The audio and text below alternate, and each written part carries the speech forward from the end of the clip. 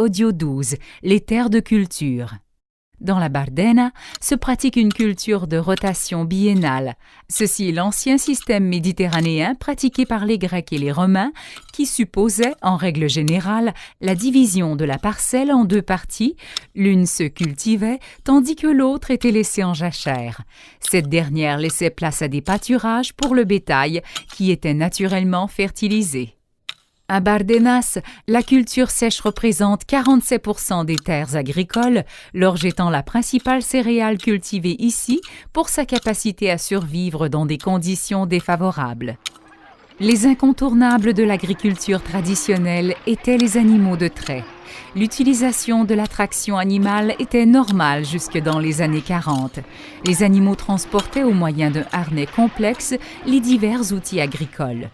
Vers le milieu du XXe siècle vinrent les premiers tracteurs à roues de fer, les semeuses, les moissonneuses, les épandeurs d'engrais et les charrues, les batteuses.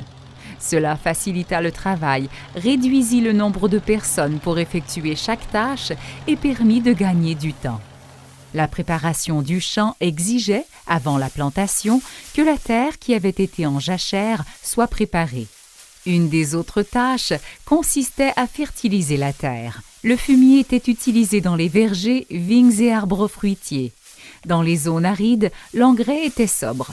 L'arrivée des engrais chimiques permirent d'augmenter le rendement des terres. Quand le terrain était prêt, on procédait à la plantation. Elle commençait à la Toussaint, autour de novembre.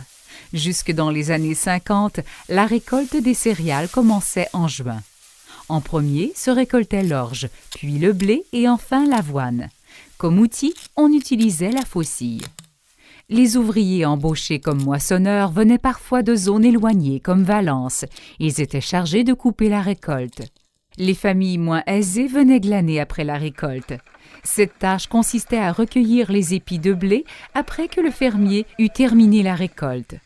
En de nombreuses occasions, toute la famille voyageait pendant 1 mois ou 2, sachant que les femmes et les enfants auraient un rôle très actif. Les gerbes récoltées commençaient le transport de la récolte jusqu'au moment de la battue pour séparer le grain de la paille.